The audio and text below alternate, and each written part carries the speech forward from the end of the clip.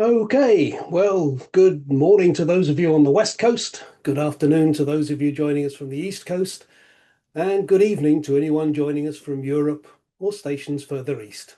A very warm welcome to you all, and welcome back. Thank you for joining this, the 42nd of our regular series of short courses on pumping topics. I'm glad to see you haven't forgotten about me. We had 250 of you registered this morning, further 283 as of 10 minutes ago, up from 240 this morning. Um, so obviously the word has got out about my brand new waistcoat, specially ordered for this for today's session. So thank you for that. This session will last about 40 minutes, allowing us plenty of time for a Q&A session at the end of the presentation. So let me restart the screen share and we can get away. Just want to check that the recording is going. That's all right. That's what I wanted to check. Well, here's a listing of all the previous short courses we've run during the last 2 years. If you've missed any, then you can get a copy of the material from our website. Go to www.ruhrpumpen.com and follow the link to RP short courses. If you follow that link, then you come to this screen where you'll see all the recent courses listed. Here on my screen now are just the latest 4, and you can click on any of them to download copies for viewing at your leisure. Well, this seminar and the next one in 4 weeks' time are going to look at performance testing and inspection of centrifugal pumps with particular emphasis on API 610. As with the previous sessions I did recently, or back 3 months ago, I quickly realized that this was too big a subject to cover in one 35 to 40-minute session, so I divided it into 2. In this one, we're going to look at the what, the why, and the how of pump performance testing. Then in the next session, session 43, in 4 weeks' time, we'll look at the various inspections and tests that are frequently specified on the data sheets. We will be holding a Q&A session at the end, so please use the Q&A facility at the bottom of your screen to ask any questions or make any comments. And you can do this at any time. I'll address those that I can live at the end of the session, and the rest we'll address by mail in the coming days. We are recording this session and we'll make it available to all attendees as a YouTube link, as well as by emailing you a PDF version of the slideshow and of the Q&A summary from both of today's sessions. This morning's session was a very interesting one, and there was a lot of engagement and a lot of interesting Q&A. Well, here is a typical test stand layout according to Hydraulic Institute standards, which is also what API 610 requires. We'll go through each component part in the following slides, and at the end of the session, we'll show some photographs of a couple of test stands to help you get your head around it a bit more. Well, we start with the suction tank. Suction is taken from this tank and returned to it, thus maintaining constant level and constant suction head. The tank may be above ground, as shown here, or a below ground pit for vertical pump testing. You may need a booster pump, particularly if the tank is below ground. I'll show you one of those later. The flow meter may be in the suction pipework or in the discharge pipework, which is more common in the discharge pipework. The suction piping and valves need to be good for vacuum, as NPSH testing is going to require that. The discharge piping and valves must be suitable for full shut-off head. Now, in most test loops, the flow meter is on the discharge side of the pump. In most test stands, only the pump, or pump and mechanical seal, is tested. No base plate, no job motor, no sealing system. These items form part of a complete unit test, often called a string test, which may be offered if specified. Go into that a lot more in the next session. Here's the discharge control valve. I'm sorry, slipped there. Discharge control valve. Possibly you might need a heat exchanger to maintain the temperature of 130 Fahrenheit, 55 centigrade in the whole loop. That's particularly important if you're testing a high pressure pump where you might be inputting quite a bit of energy into the pumping system. And then back to the suction tank. Minimum retention time in the tank is 2 minutes to allow turbulence and aeration to settle out. Now, if it's a below ground tank, a pit, it will be much larger than that, so you'll have a much longer retention time. When NPSH testing is required, then the suction vessel needs to be sealed if you're going to use a vacuum pump to reduce the suction pressure. Otherwise, you'll need to reduce the suction, to use suction valve throttling in order to reduce the suction pressure. Either is acceptable to API 610, but the vacuum suppression method is considered to be more accurate. I'm going to cover NPSH testing in a few minutes. But here's something to think about over the next few minutes. This NPSH setup is fine for a horizontal pump or a vertical inline pump, but how do you NPSH test a vertically suspended pump, type VS1 or VS6, where the suction tank is underground and there's no valve on the pump suction? So how do we test that? If you've got any ideas, pop it in the Q&A and make a suggestion, and I'll tell you the answer in a few slides' time when we get to NPSH testing. Here is how we NPSH test within the Ruhrpumpen industries. The Tulsa plant uses suppression type vacuum testing. Monterrey, Mexico, Witten in Germany, and Suez in Egypt all use throttle suction type testing. And probably the main reason for that is we build a lot of VS6 pumps in Tulsa, and therefore suppression type vacuum testing is quite important because we're often at zero NPSH available situations. Moving on to the instrumentation. Here is a compound suction pressure gauge on the left. It measures both vacuum and positive pressure.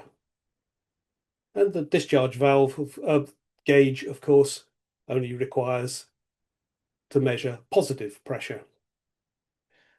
Both should be installed at least 2 pipe diameters away from the pump, and the readings will need to be adjusted for the height of the gauge above the pump datum. Motor input power is often measured by a calibrated wattmeter. To get the pump power from this, you multiply the power reading by the motor efficiency. This means the motor needs to be accurately calibrated. Now, factory test motors are regularly calibrated, and an efficiency versus power curve is produced so that we can accurately work out the pump power from the overall power. If you want to use the job motor for the test, then you'll need to make it sure that it has undergone a full performance test. Not just a routine test, which is all most production motors undergo. It would need to have a full performance test where an efficiency curve is produced. Alternatively, some pump test facilities use torque transducers to measure the power absorbed by the pump. This will allow you to use an uncalibrated job motor during the test. So this torque transducer goes between the motor and the pump.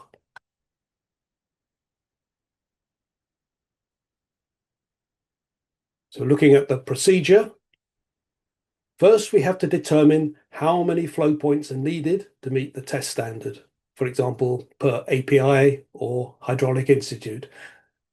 API and HI all tell you how many points you need to test at and where those points shall be, equally spaced across the curve. So if you're testing to API 610 11th edition, it's a 6-point test. If it's 12th edition, it's a 9-point test. HI, I think, is 6 points as well. I didn't double check that. So once we've established how many flow points, then we run the pump at each flow point and record the following values. Here they are. Now, the reason for recording the piping size is to enable the liquid velocity head to be calculated. The velocity head, V squared over 2G, is the kinetic energy of the liquid due to its velocity through the suction and discharge piping. These need to be added to the measured static suction and discharge pressures. On the test sheet as well, we will indicate the impeller diameters, the final diameter, including listing any underfile, overfile, or V-notching details. These techniques are sometimes used to adjust the curve shape slightly. Maybe it will flatten it, maybe it'll steepen it, or rotate it about BEP. These are black arts that only test engineers and hydraulic engineers understand. They've learned them over many, many years of doing their job, and they're often, usually, specific to a pump type and maybe even to a pump size. So it's important to record all these details for future spare parts reasons. If you've had an impeller underfiled, you need to know that it's underfiled for when you buy a replacement impeller. So we've taken the readings, flow, speed, differential head, absorbed power. The absorbed power is calculated for the various flow rates, and all this data is tabulated into a test log, and the pump curves are produced. These would be sent through to the customer. We also take vibration readings at the bearing housings for a horizontal pump, or if it's a vertical pump, at the top flange of the discharge head. Now, we always carry out the first test in-house with a slightly larger trim diameter than we think we'll actually need. That's 90% of the time. Occasionally, it'll be a pump that we've built several times recently and we know straight away and go straight to a final trim.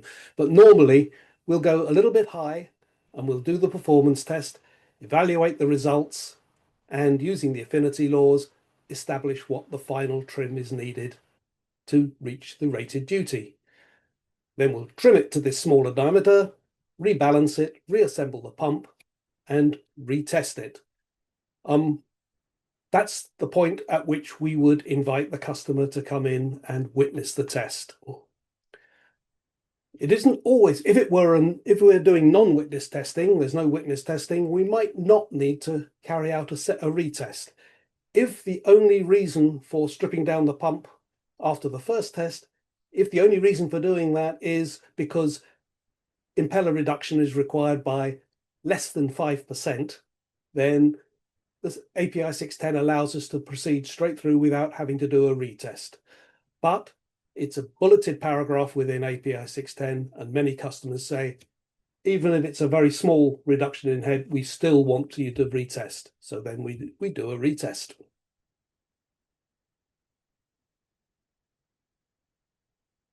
So we now need to establish what are the testing tolerances. And they'll vary depending on the test standard that the customer has selected. Typically, if it's API 610, then here are the tolerances. At the rated flow, at 100% of the rated flow, the tolerance on rated differential head is plus or minus 3%.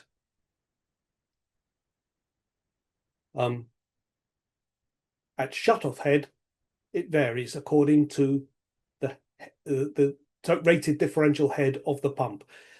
Between 0 and 250 feet, 0 and 75 meters, it's plus or minus 10%. 75 to 300 meters, it's plus or minus 8%. And greater than 300 meters or 1,000 feet, it's plus or minus 5%. The rated power, the tolerance is 4%.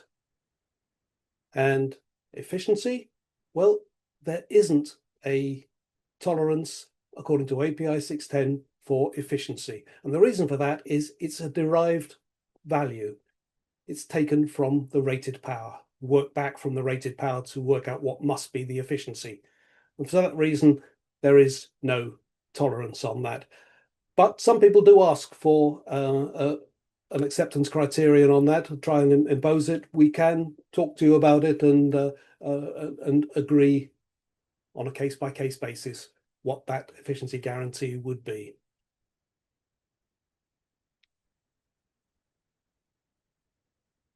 And here are the Hydraulic Institute testing tolerances.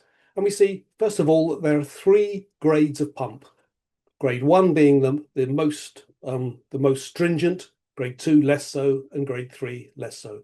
So there we see for grade 1, the tolerance on flow is 10%, tolerance on head is 6%. Grade 2, 16 and 10%, and grade 3, real production line pumps, 18 and 14.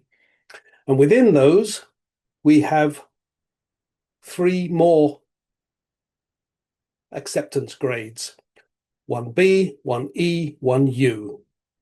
The U specifies having a unilateral tolerance band.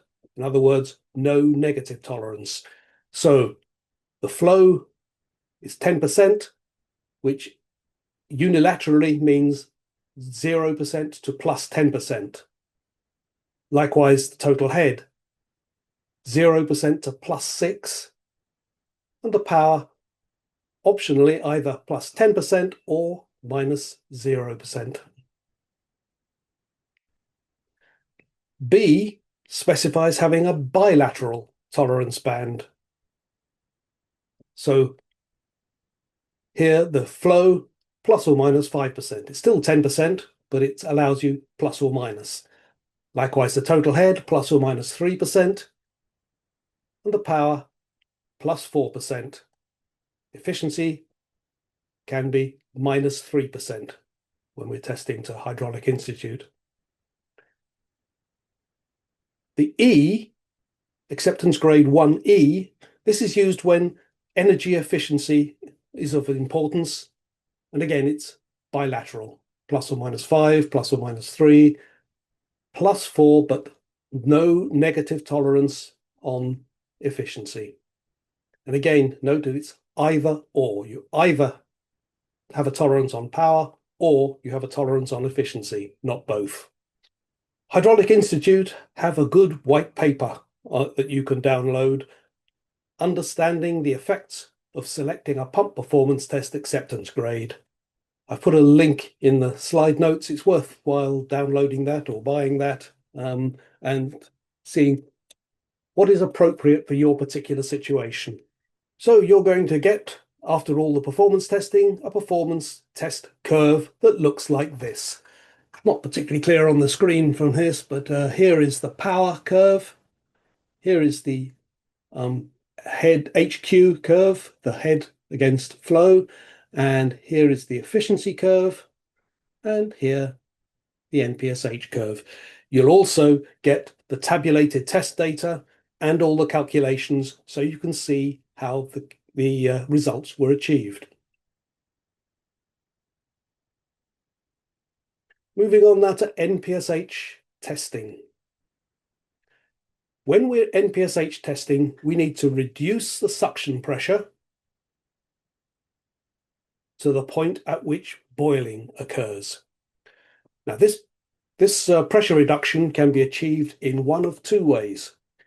By suppression testing, where a vacuum is pulled on the air gap at the top of the sealed test tank, and this is the most accurate way of doing an NPSH test, or by the throttled suction technique, where the suction pressure is reduced by gradually closing this suction valve.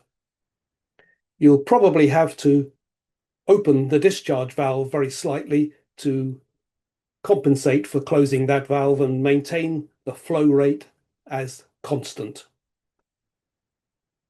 Suction valve throttling, as I said, is not the most accurate NPSH test, but both NPSH testing methods are acceptable to API 610 and industry standards. So let me tell you what we're going to do. We're going to take 5 or 6 flow rates, and while maintaining the flow rate constant, we'll reduce the suction pressure either by pulling a vacuum or by throttling the suction valve. All the time we'll be measuring the discharge pressure until we see a 3% drop in discharge pressure. Then we'll reset for the next flow and repeat, and then the next one, and then the next one. So let me go through that again. We're going to take 5 or 6 flow rates, and while maintaining the flow rate at a constant level, we'll reduce the suction pressure either by pulling a vacuum or by throttling the suction.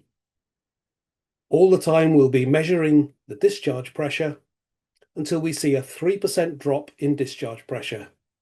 Then we'll reset for the next flow rate and repeat as necessary till we've got 6 flow rates.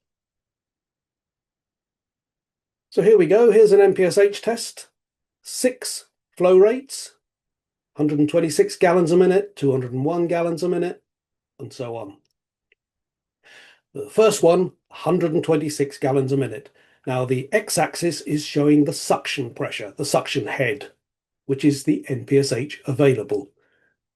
And the y-axis is showing discharge head. So first one, 126 gallons a minute. We reduce the suction head and measure the discharge head and plot these points. So here we go with plotting points as we reduce the suction head until we get a drop-off, a 3% sudden drop-off. Then we stop that test, reset the flow meter for 201 gallons a minute and do the same again. And then at 253 gallons a minute and so on until we've got 6 curves done. Next, we determine what suction pressure corresponds to this 3% head drop and this 3% head drop. What value of NPSH available corresponds to that? And then we plot the NPSH curve. So here, 126 gallons a minute corresponded to 10 feet of NPSH available, and so on. Here's a typical NPSH test report. You would also get the tabulated data and calculations, and we'd also take each of these points and plot it on the pump curve, as I showed earlier.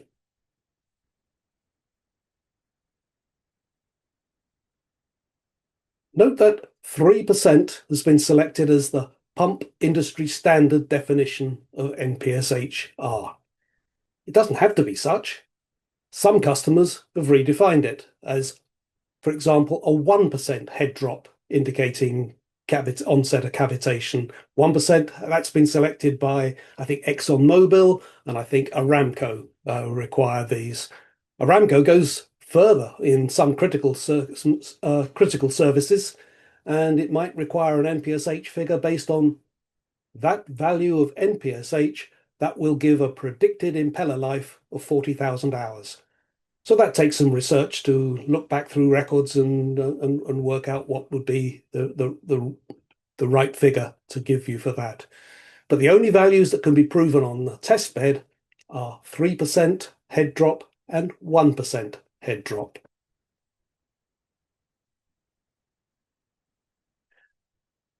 Here is a slide from my earlier session on NPSH. It's session 28 if you want to revisit it.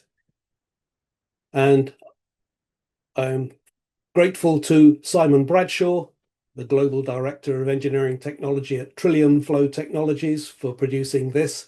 It's one he is very passionate about, and so am I. So here is the 3% head drop. On this particular pump, it corresponds to 19 feet of NPSH. Here is the 1% head drop value, 25 feet in this particular instance, which is about 20% higher in this particular instance. Here, at this point here, is the 0%, 0%. 63 feet in this instance, which is about 5 times the NPSH value of 3%. And finally, the cavitation inception point at about 107 feet. This is the cavitation inception is where you first see bubbles. So it's almost a theoretical one. If you hadn't got a clear glass plate on the suction of the pump to be able to see it, you wouldn't know that it was happening. And the point that needs to be made is this. All pumps operate with suction cavitation. Whether you're operating out here or here or here, there's some cavitation occurring. The only question is whether it is damaging cavitation. And the industry standard has said 3%, there is some cavitation going on, but it's unlikely to be damaging cavitation.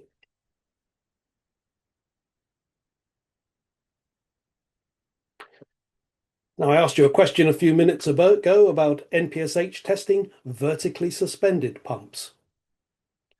Well, as it's suspended in a below-ground suction tank or pit with an open suction bell mouth on the pump, there is no suction piping. So clearly, we cannot pull a vacuum on the pit or throttle the suction. So the only way to carry out an NPSH test is you need to build the pump as a one-stage pump and suspend it in the above-ground sealed suction tank.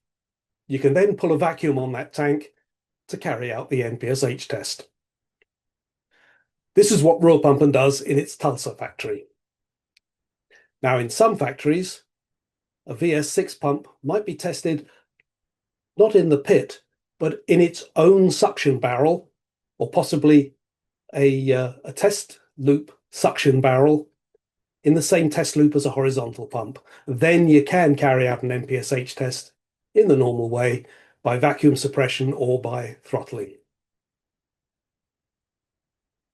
Very commonly, we'll do a pump down test. If it's an open sump configuration of a VS1 or VS3 pump or a VS6 pump without its barrel. So in this circumstances, we will build the pump for the test with test shop column sections to get the location of the first stage impeller as close as possible to the minimum submergence level for that particular pump. Then the pump is run without recirculation of flow back to suction, but sending it to drain instead, or possibly to another tank if there's one available. This will allow the level in the pit to drop until the pump discharge pressure drops, indicating that you've reached the minimum pumping level. Of course, if you're pumping it to drain, this is very wasteful of water, and many municipal water companies may well not allow it.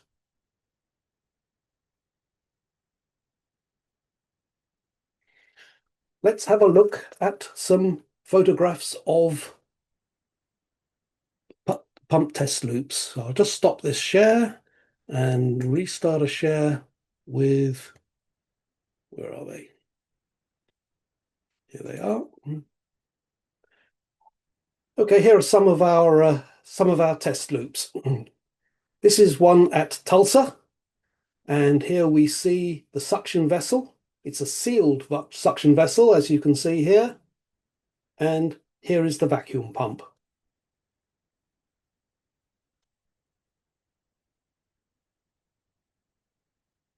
Here on the test loop here, we see 3 pumps, or 2 pumps are being tested.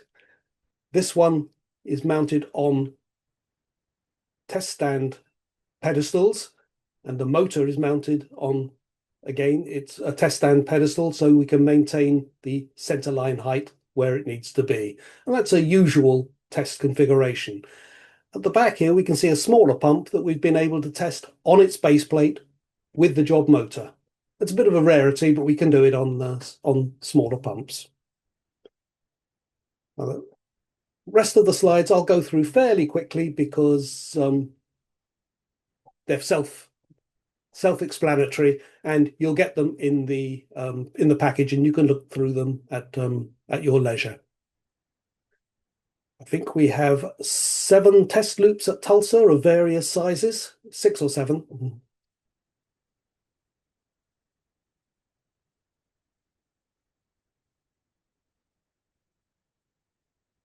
See the flow meters, discharge control valve. There's another suction tank here, again, sealed, so we can use vacuum suppression.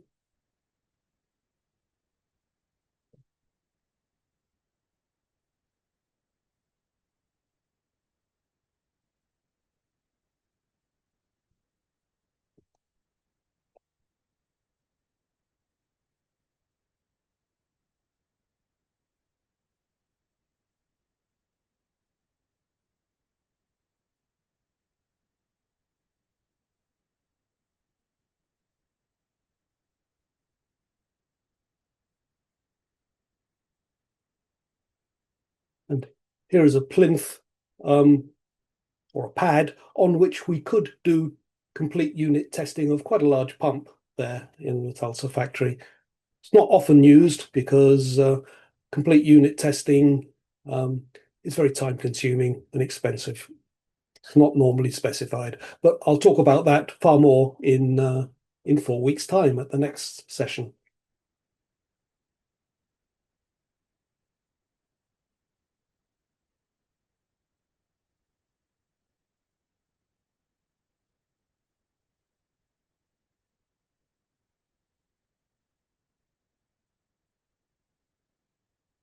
The flow meters. And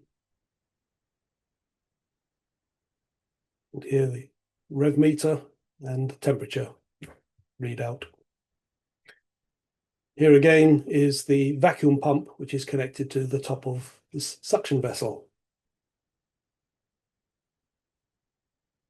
The pressure gauges, the compound gauge on the left with vacuum and discharge. This one, the discharge one, just with discharge pressure. Note the calibration certificates, called calibration labels on them to show that they've been recently calibrated. So that's Tulsa. Just a few here of Monterrey, Mexico. As you see here, the control room. And here is the electrical substation for low voltage and medium voltage. Some of the vertical pumps on test.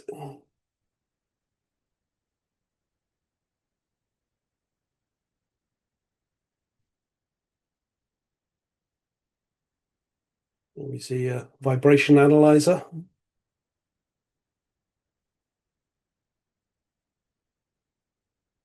And here you get a view of how we would often test a horizontal pump. The pump would be sitting on these pedestals, the motor on this pedestal, and it can be adjusted backwards and forwards and up and down to maintain the alignment. And this is the big brand new test facility. This is a 48-inch diameter. So good size. It can cope with up to 70,000 cubic meters an hour flows.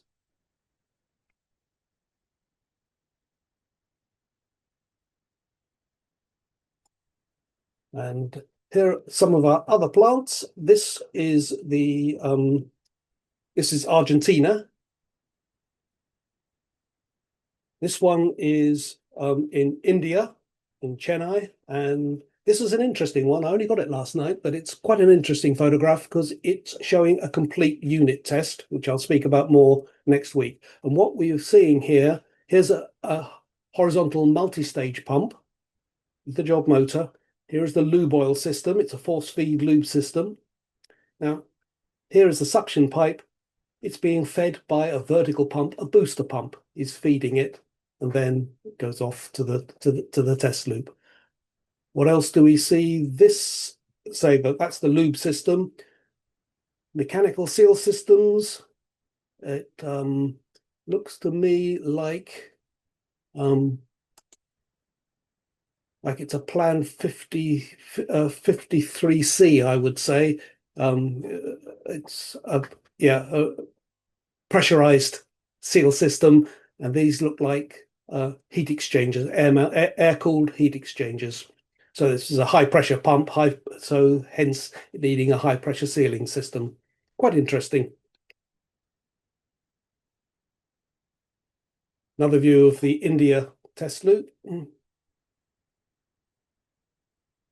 this one, very bright and modern and very different from the older sites, which look very lived in, don't they? This is a brand new facility in Suez in Egypt. And we just see here is a couple of pumps on test. This one being tested with a factory motor. So we see pump on the on test lab pedestals, the motor on a test lab pedestal to keep it level. And here on the right-hand side, a smaller pump being tested on its own base plate with the job motor. And this is our test loop in Witten in Germany. Let me just stop the share there and revert to the original presentation. There we go. This is our brand new test pit in Monterey. It's not so brand new now. It's been finished 3 years, I think. So I just haven't got from publicity department any new up-to-date photos of it. But as you say, it's a bit of a monster of a pit. I think it's probably the largest of any pump manufacturer in the world. Depth 13 meters, length 22 meters, width 4 meters, and 2,000 cubic meters.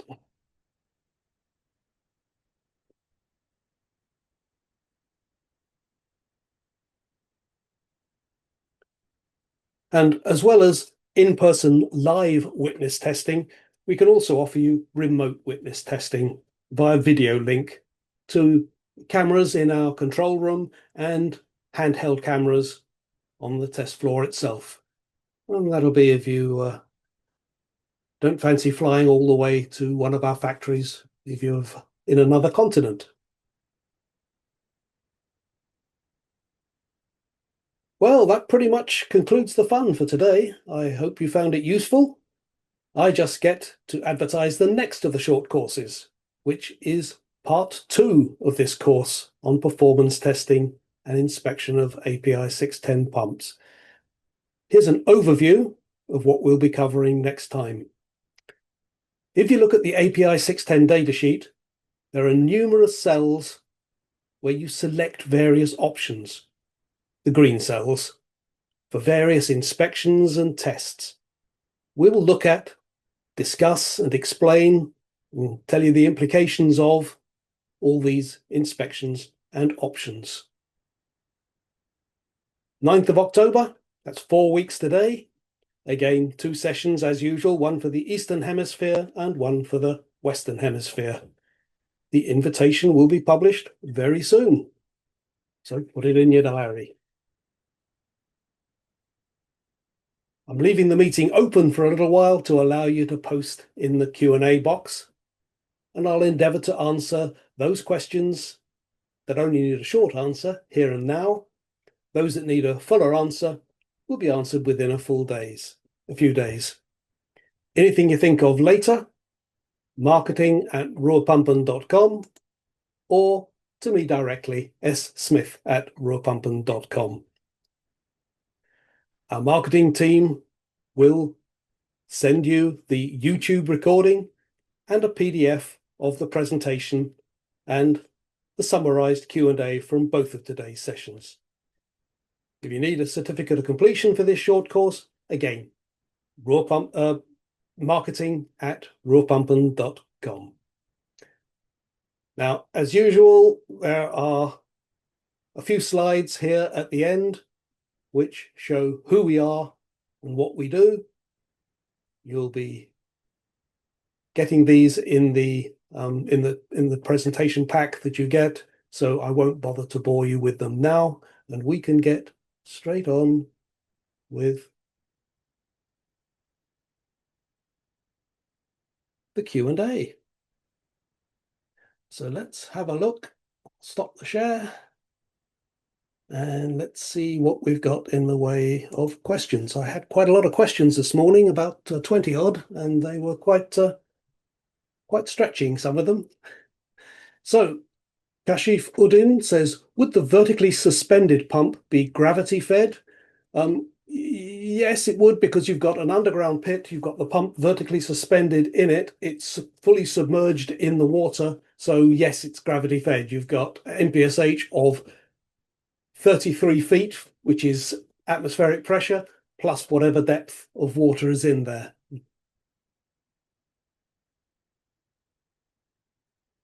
Kashif Uddin says, what is a good delta to decrease the suction pressure for the NPSHR testing? As much as you possibly can. There are practical limits that'll be dependent on various different test loops. And I'll check up what the figure is. It's something I was going to discuss in the next meeting, is what are the practical limits to how the lower level of NPSH that you can test to. But I'll tell you that in 4 weeks' time when you come back. It's one of the slides in that one. Anonymous attendee, is all testing performed with water? How are corrections made for fluids with different specific gravity? Aha, yeah, that's a common question. A lot of people think you need to do a correction, but head and NPSH are measured in feet. And it doesn't matter whether it's sulfuric acid or water or propane. It's still going to be the same. Actually, it goes further than that. There is no correction, but arguably there should be, because cold water is the worst possible case. Why? Because water makes big bubbles when it evaporates, big bubbles, and the SG is high at 1. So when those bubbles enter the impeller and collapse, they do so with a severe bang. And this is damaging cavitation. If you've got propane, specific gravity is 0.5, and the bubbles are much smaller, a bit like champagne. Not as tasty, but you get the idea. So when those bubbles collapse, it's a very much weaker shock. And so the cavitation damage is less. So it used to be that API 610 allowed you to have a correction factor for hydrocarbons because they were so much easier to pump than water. That's been removed from later versions of API 610. It was probably about 5th edition that was removed, and we're now up to 12th edition.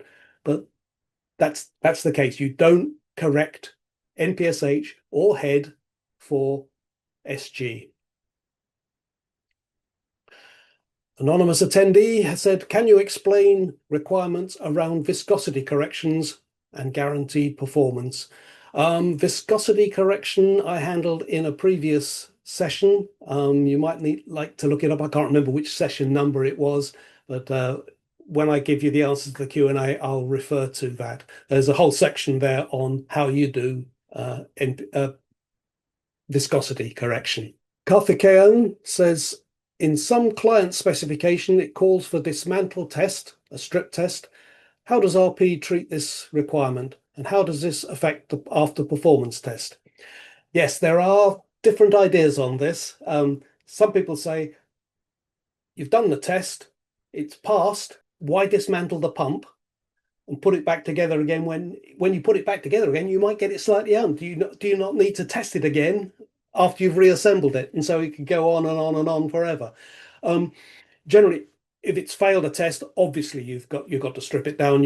Probably got to trim the impeller, polish it maybe if it was a bit down in power, whatever. Put it back together again. If it's a two-stage or more pump, then API 610 requires a tear-down inspection afterwards. And again, a lot of well-respected engineers prefer not to have a tear-down inspection if a pump has passed its test, because you know it's right. And once you've stripped it down, put it back together again, it might not be, you might get something wrong. Drew Plum says, I like your vest. Very nice. Thank you. And if James Kennedy is watching, I am sure he'll be commenting in the questions and saying, Barman, I'd like a margarita, please. Riaz Almalraj says, Amalraj, excuse me if I've got it wrong, will keeping the tank below the pump make the NPSH easy and accurate? Yeah, because the suction pressure is the level of liquid above the impeller center line. So yeah, it's fine. It is a proper test. Simin Moshki says, we know that max allowable working pressure is calculated based on pump liquid temperature, and hydrostatic tests will be done based on test temperature. How should we eliminate hydrostatic pressure by max allowable working pressure at the pumping temperature? I need to think about this. I'm struggling to understand the question.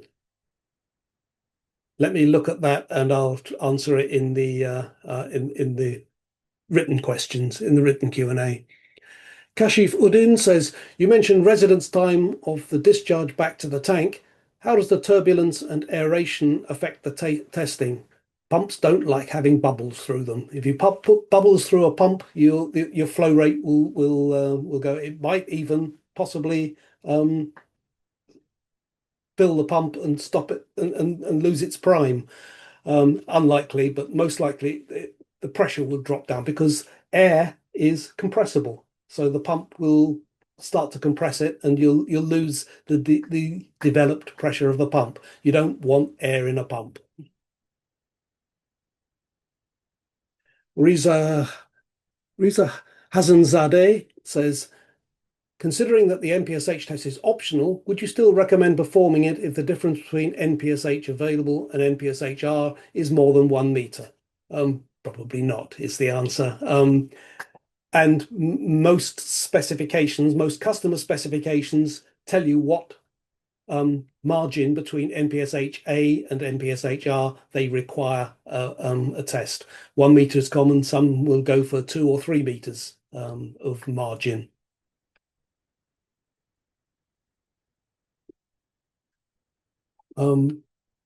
Good session. I'll pass on this one. It's not actually relevant. Now,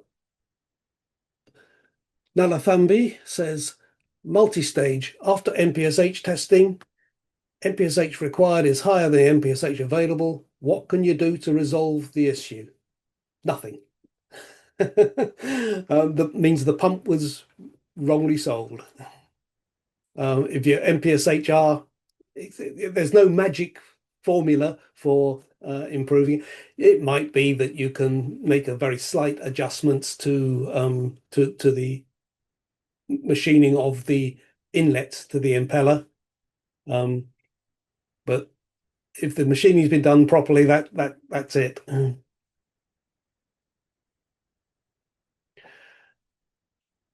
Mr. Iwinski here says, unfortunately, I've been late for the session. Is it possible to catch up on the session from the recording? Yes, everyone will get a YouTube link, so you'll be able to watch this video at your leisure.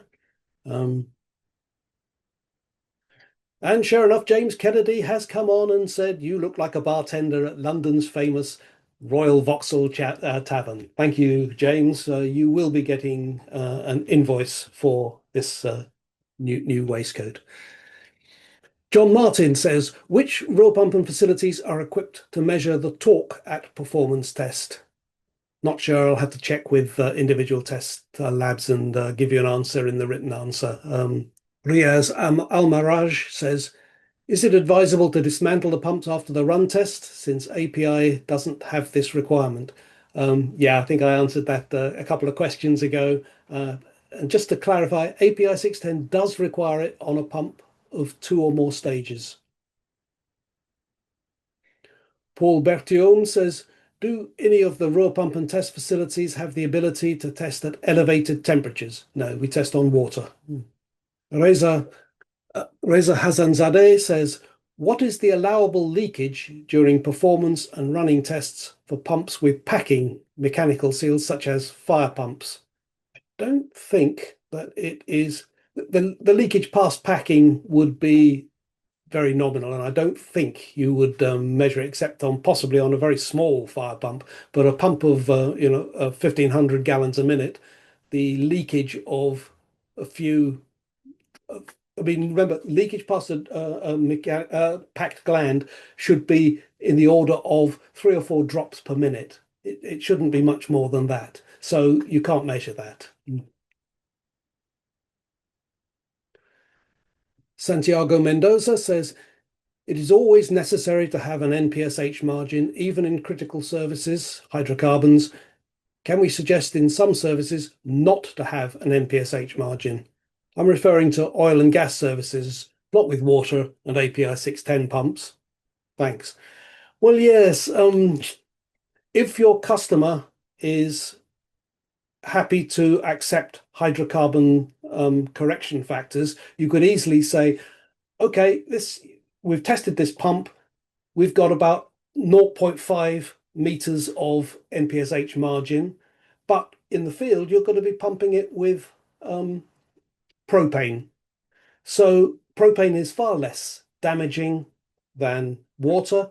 That zero point 0.5 margin that we've given you with water is probably more like 3 meters of margin with the hydrocarbon. Now, many customers, if they've got good, well experienced engineers, process engineers, they might well accept that argument. I would for certain.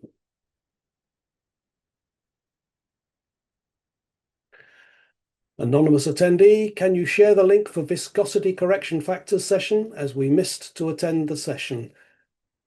Well, as you're an anonymous attendee, I don't think I can share it with you. But anyway, I will put that in the written Q&A session. And so presumably you will get a copy of that and you'll be able to pick it up from there. I can't remember off the top of my head which course session it was that did the viscosity correction. It was only a few months ago, though, so it's fairly recent. Any more questions?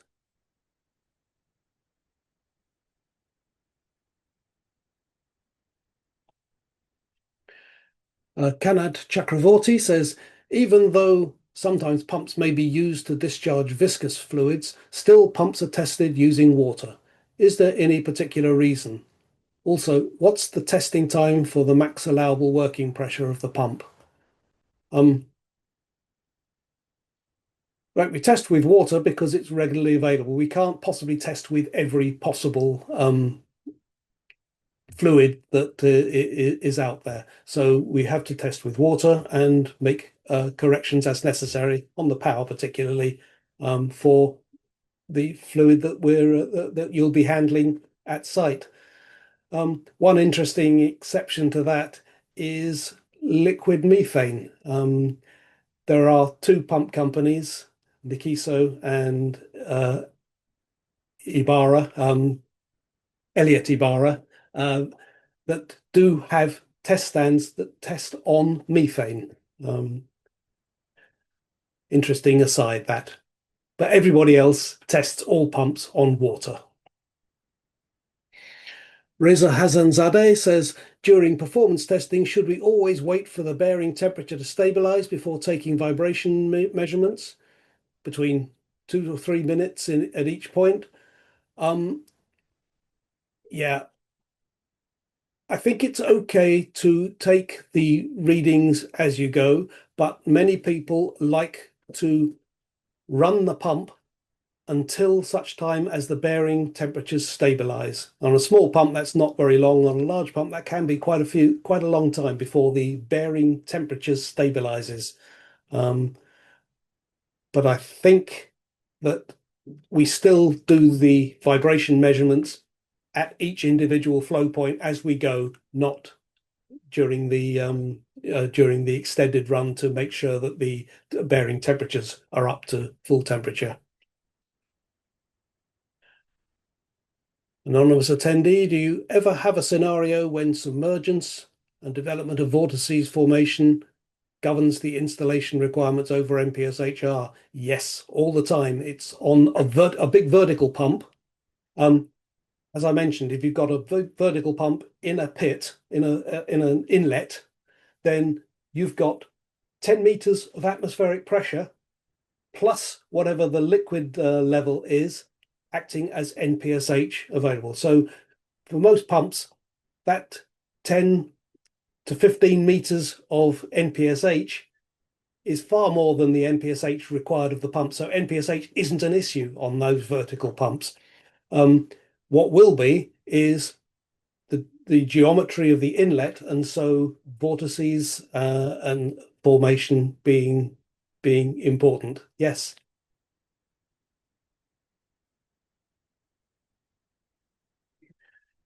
Shiv Kumar Dalal says NPSH margin for hydrocarbons and water service pumps remains the same. Yes, it does. Although, as I mentioned earlier, you could consider a less margin if you're pumping something like propane or butane because it's so much softer. It's not as damaging as water is. Anonymous attendee has asked me a difficult question. Are there any corrections for the NPSH test with slurry flow or entrained solids? Slurry pumps are a completely different design. They will be worthy of a session all of their own. I'll have to think about doing slurry pumps.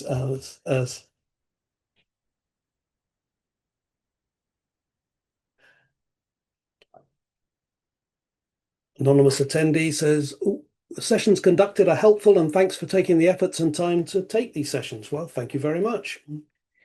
Shiv Kumar Dalal says margin of 1 meter or less is acceptable for hydrocarbon service, for example.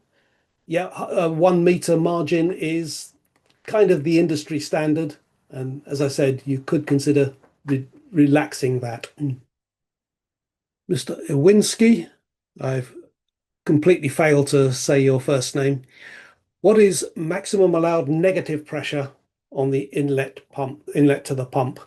That'll depend on the design of your test loop, and I've forgotten exactly what it is on the Ruhrpumpen ones. It is part of the test, the procedures that I'll be looking at in 4 weeks' time. I do have that answer. I just don't have it here now.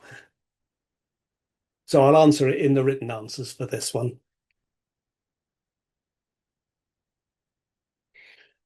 Oliver Valadez says, for performance testing, always shall be done using water as fluid, or can it be considered oil in the case of pumps for oil and gas, which will operate with oil? Nobody that I'm aware of has a test stand that works with oil. We all work with water. It might be that some gear pump manufacturers, for example, might have an oil-based system.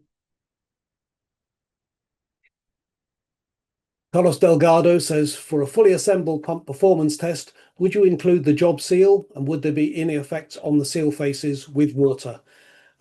Yes and yes is the answer. We would normally do the performance test with the job seal. It can, under some circumstances, it can be that the seal faces are affected by water, and so a substitute seal might be considered if accepted by the end user, or alternatively, they might have to take the seal faces off and replace them afterwards. It can happen like that, but not usually. In most cases, the mechanical seal is not impacted by using water instead of oil. Kanad Chakravorty says, How are multi-phase flows like slug flow, bubble flow tackled during the testing? Um, we don't do multi-phase pumps. That again would be a very different test situation if you're handling multi-phase flow. Um, all of the pumps that we're talking about in these sessions are conventional centrifugal pumps. Um, we don't Ruhrpumpen, we don't do multi-phase pumps, so I'm not going to do a session on them. But you could speak to some of the pump vendors that do multi-phase pumping. Is that it? I think it might be. It certainly should be. It's 6 o'clock. Blimey, I should be drinking beer by now, and I'm still talking to you guys. Um, right. Well, um, that does appear to be it. So I'm just going to say now, I am going to cut and run. Thank you for attending today. I enjoy preparing it and presenting it. I particularly enjoy the Q&A sessions that I get a real buzz out of those. So I want to see you all again on the 9th of October, 4 weeks today, for the next session. Bye-bye.